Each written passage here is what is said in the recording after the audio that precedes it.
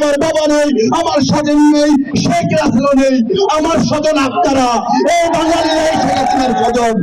অপেক্ষা করে পুরো সমগ্র বাংলাদেশের মানুষ সেদিন ঢাকার অভিমুখে বঙ্গবন্ধুর কন্যাকে দেখবে বলে বঙ্গবন্ধুর রক্তকে ৭৫-এ যারা ঘুরিয়ে দিতে চেয়েছিল তাদের বিরুদ্ধে আবার যখন বঙ্গবন্ধুর রক্ত এদেশের মানুষের টানে, এদেশের মানুষের মুক্তির সংগ্রামের লড়াইয়ের জন্য, এদেশের মানুষের মুখে হাসি ফোটানোর জন্য, নিজের স্বজনদেরকে ফিরে পাওয়ার জন্য এদেশের মানুষকে আবার দেখবে বলে সকল বাধা বিপত্তি উপেক্ষা করে, স্বৈরা শাসনের রক্তের চক্ষু উপেক্ষা করে, বুলেট ব্যালটের ভয় না পেয়ে যিনি দেশের মানুষের টানে সেই ৭৫-এর ১৫ই আগস্ট ৩২ নম্বরের বাড়ি থেকে বঙ্গবন্ধুর যে বুকের তাজা রক্ত ছড়িয়ে পড়িয়ে ৫৬,০০০ বর্গ মাইলের বাংলাদেশে ছড়িয়ে গেছে, সেই বাংলাদেশের মাটিকে, সেই চিরচেনা স্বজনকে দেখবার জন্য শেখ হাসিনা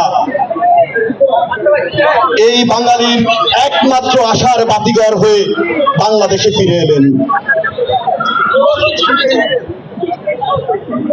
৭১-এর মাধ্যমে একটি দেশের মানুষের ভাগ্য নির্ধারণের চেষ্টা করেছিলেন যারা জনগণের টাকায় কিনা বুলেট দিয়ে জনগণের বুকে গুলি করে ক্ষমতা দখল করেছিলেন। তাদের বিরুদ্ধে তখন একমাত্র লড়াই করার বাঙালির একমাত্র আশার বাতিঘর হয়ে শেখ হাসিনা দেশে ফিরেছিলেন। সেদিন বাঙালি চিৎকার করে বলেছিলেন, শেখ হাসিনাকে কথা দিলাম পিতৃ হত্যার বিচার হবে। সত্যি তো শেখ হাসিনা বাংলাদেশে নেমে বলেছিলেন আমার মা। সেদিন বাঙালি ঢাকার রাজপথ কম্পিত করেছিল স্লোগানে। সেদিন বলেছিল শেখ হাসিনার ভয় নাই, রাজপথ ছাড়ি নাই। সেদিন বলেছিল শেখ হাসিনা গিয়ে চলো আমরা আছি তোমার সাথে। ১৯৮১ সালের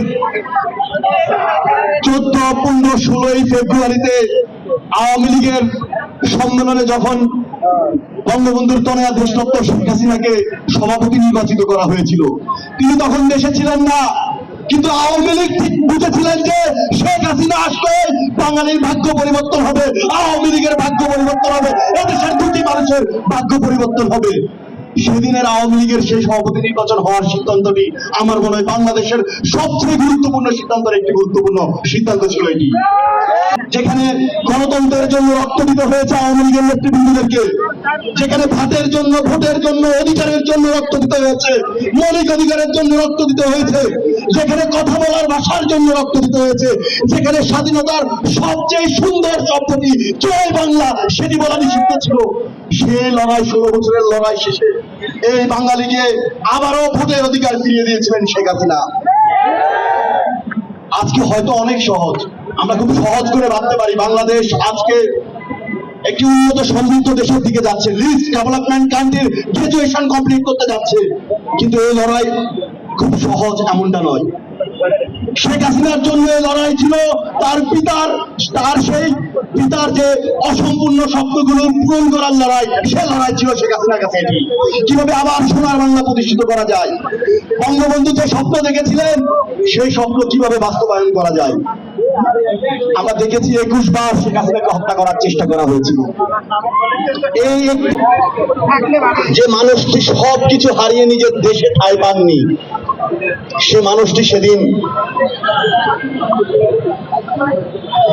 ইন্ডিয়ান এয়ারলাইন্সের একটি বিমানে করে দিল্লি থেকে কলকাতা হয়ে ঢাকায় যখন নামছেন, ঝড় বাদল